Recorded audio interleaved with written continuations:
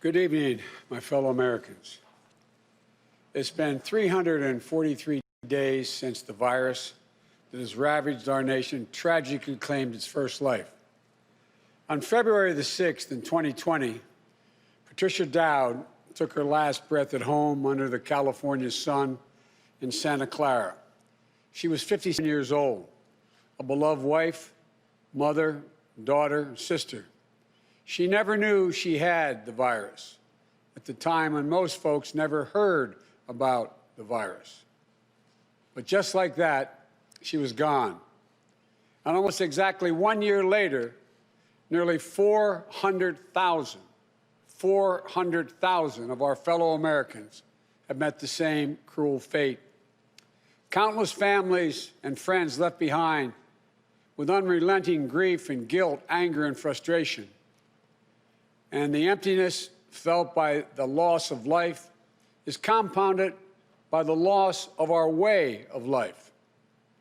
During this pandemic, millions of Americans, through no fault of their own, have lost the dignity and respect that comes with a job and a paycheck.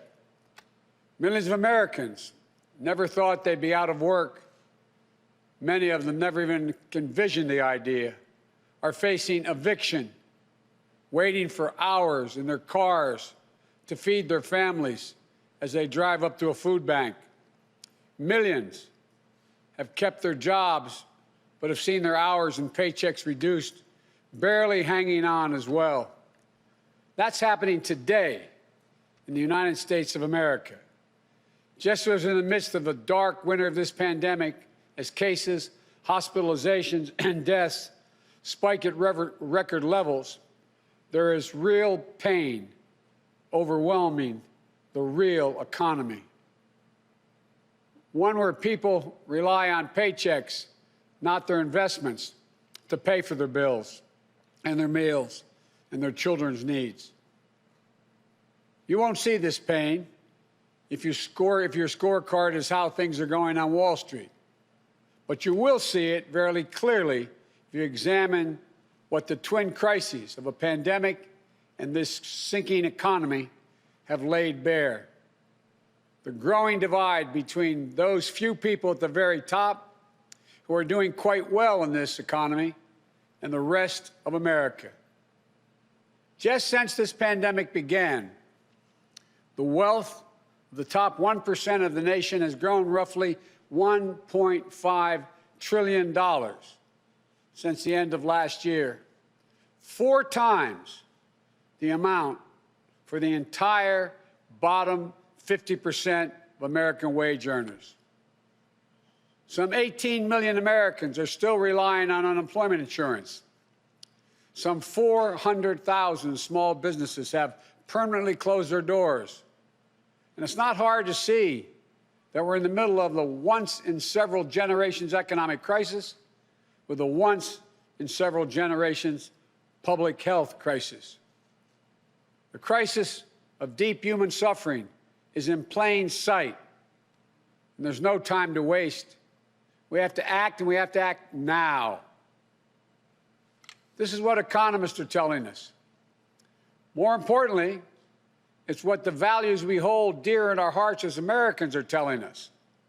A growing chorus of top economists agree that the moment of crisis, in this moment of crisis, with interest rates at historic lows, we cannot afford inaction. It's not just that smart fiscal investments, including deficit spending, are more urgent than ever. It's that the return on these investments in jobs, racial equity, will prevent long-term economic damage, and the benefits will far surpass the cost. A growing number of top economists has shown even our debt situation will be more stable, not less stable, if we seize this moment with vision and purpose. And so tonight, I'd like to talk to you about our way forward, a 2-step plan of rescue and recovery, a 2-step plan to build a bridge to the other side of the crisis we face to a better, stronger, more secure America. Tonight, I'll lay out my first step, the American Rescue Plan that will tackle the pandemic and get direct financial assistance and relief to Americans who need it the most. Next month, in my first appearance before a joint session of Congress, I will lay out my Build Back Better recovery plan. It'll make historic investments in infrastructure, that Build Back Better plan. Infrastructure, manufacturing, innovation, research and development, and clean energy.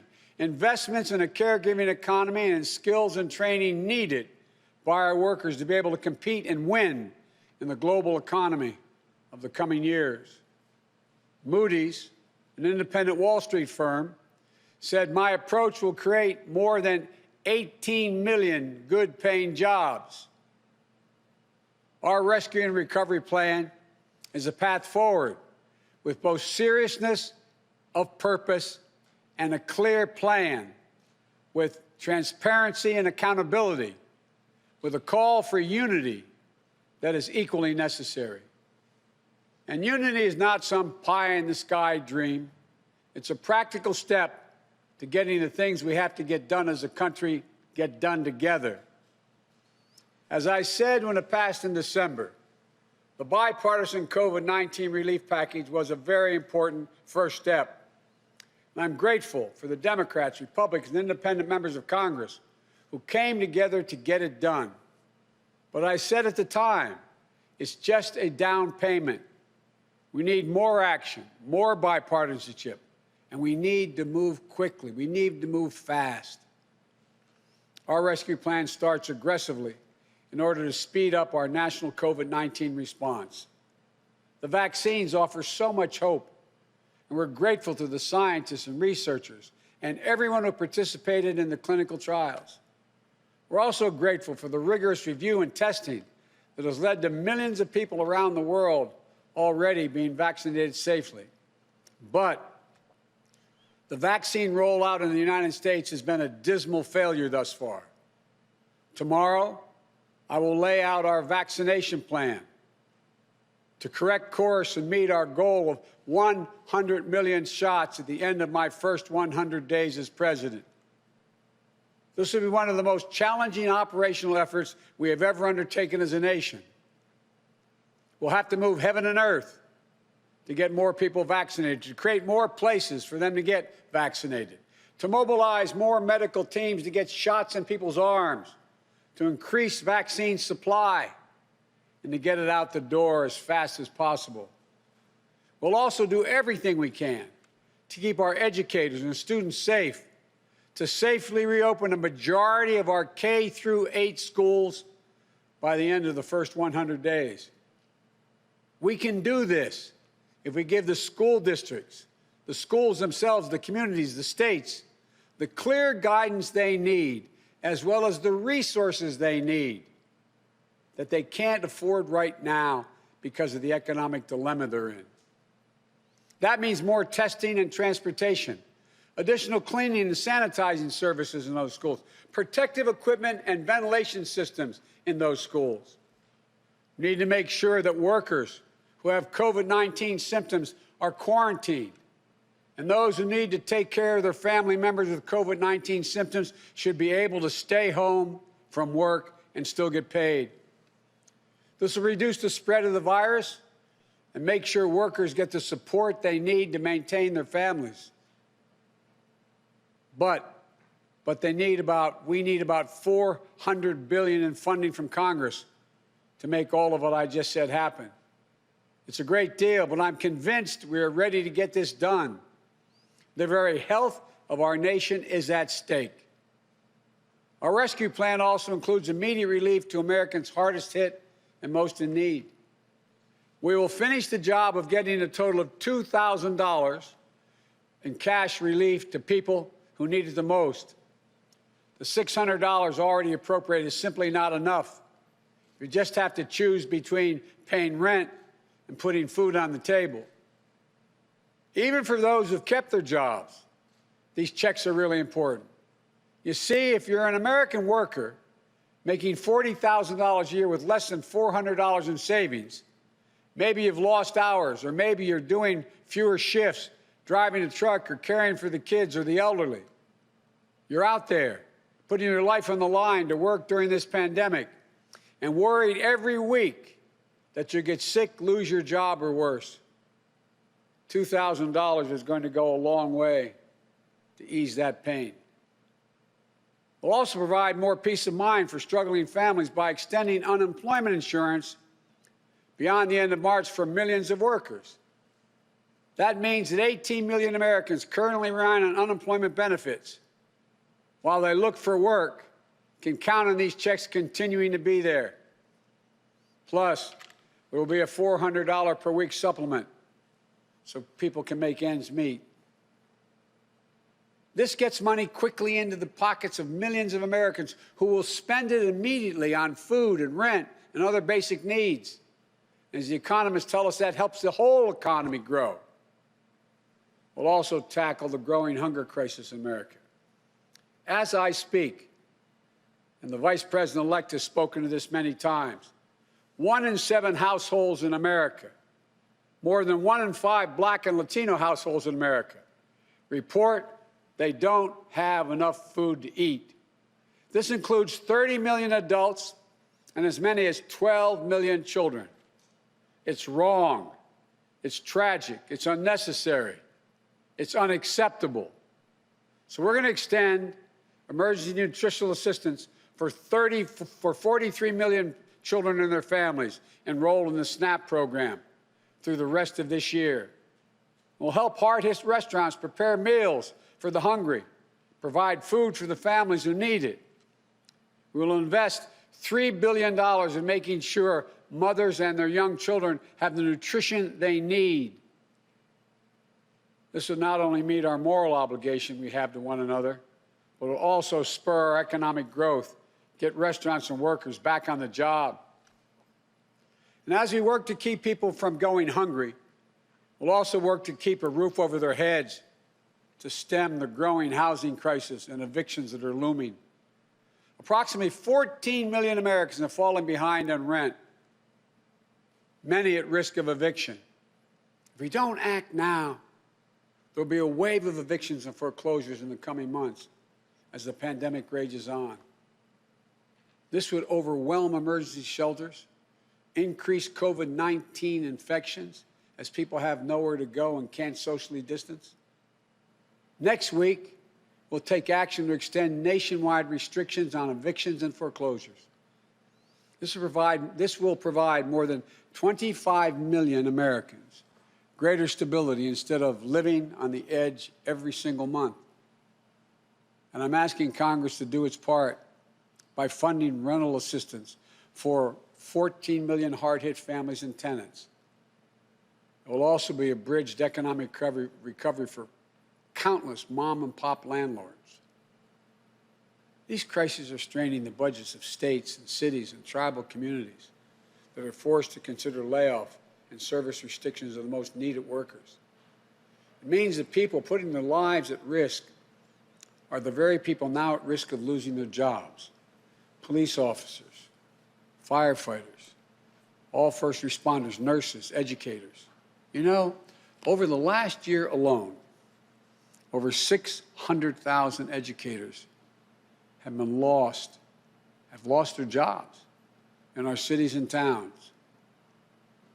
Our rescue plan will provide emergency funding to keep these essential workers on the job and maintain essential services. It will ensure that vaccines are administered and schools can reopen. Vice President-elect Harris and I have been speaking with county officials, mayors, governors of both parties on a regular basis. We're ready to work with them, to help them get the relief they need. Our rescue plan will also help small businesses that are the engines of our economic growth, our economy as a whole, the glue that holds communities together as well. But they're hurting badly. And you realize they account for nearly half of the entire total U.S. workforce. Our rescue plan will provide flexible grants to help those hardest hit small businesses survive the pandemic, and the low-cost capital that will help entrepreneurs of all backgrounds create and maintain jobs, plus provide the essential goods and services that communities depend upon. Last week, I laid out how we'll make sure that our emergency small business relief is distributed swiftly and equitably, unlike the first time around. We're going to focus on small businesses on Main Street. We'll focus on minority-owned small businesses, women-owned small businesses, and finally having equal access to the resources they need to reopen and to rebuild. And we will be responsible with taxpayers' dollars, ensuring accountability that reduces waste and fraud and abuse like we did in the Recovery Act that I administered in our administration. Direct cash payments, extended unemployment insurance, rent relief, food assistance, keeping essential frontline workers on the job, aid to small businesses. These are the key elements to the American Rescue Plan that would lift 12 million Americans out of poverty and cut child poverty in half. That's 5 million children lifted out of poverty if we move. Our plan will reduce poverty in the Black community by 1/3, reduce poverty in the Hispanic community by almost 40%. And includes much more, like an increase in the minimum wage to at least $15 an hour. People tell me that's going to be hard to pass. Florida just passed it. As divided as that state is, they just passed it. The rest of the country is ready to move as well. It should be a national minimum wage of $15 an hour. No one working 40 hours a week should live below the poverty line. And that's what it means. If you work for less than $15 an hour and work 40 hours a week, you're living in poverty. It includes access to affordable child care that will enable parents, particularly women, to get back to work. I look forward to working with members of Congress of both parties to move quickly to get the American Rescue Plan to the American people. And then we can move with equal urgency and bipartisanship to my Build Back Better recovery plan that I will call for next month to generate even more economic growth. American manufacturing was the arsenal of democracy in World War II. It will be so again. Imagine a future made in America, all made in America, and all by Americans. We'll use taxpayers' dollars to rebuild America. We'll buy American products, supporting millions of American manufacturing jobs, enhancing our competitive strength in an increasingly competitive world. Imagine historic investments in research and development to sharpen America's innovative edge in markets where global leadership is up for grabs, markets like the battery technology, artificial intelligence, biotechnology, clean energy. Imagine confronting the climate crisis with American jobs and ingenuity leading the world. It's time to stop talking about infrastructure and to finally start building an infrastructure so we can be more competitive. Millions of good-paying jobs that put Americans to work rebuilding our roads, our bridges, our ports, to make them more climate resilient, to make them faster, cheaper, cleaner, to transport American-made goods across our country and around the world. That's how we compete. And imagine millions of jobs in a caregiving economy to ease the financial burden of caring for young children and aged loved ones. Let's make sure our caregivers, mostly women, women of color, immigrants, have the same pay and dignity that they deserve. So we can do these bold, practical things now. You know, I know what I just described does not come cheaply, but failure to do so will cost us dearly. The consensus among leading economists is we simply cannot afford not to do what I'm proposing. Independent, respected institutions from around the world, from the Federal Reserve to the International Monetary Fund, have underscored the urgency. Even Wall Street firms have reinforced the logic. If we invest now boldly, smartly, and with unwavering focus on American workers and families, we will strengthen our economy, reduce inequity, and put our nation's long-term finances on the most sustainable course.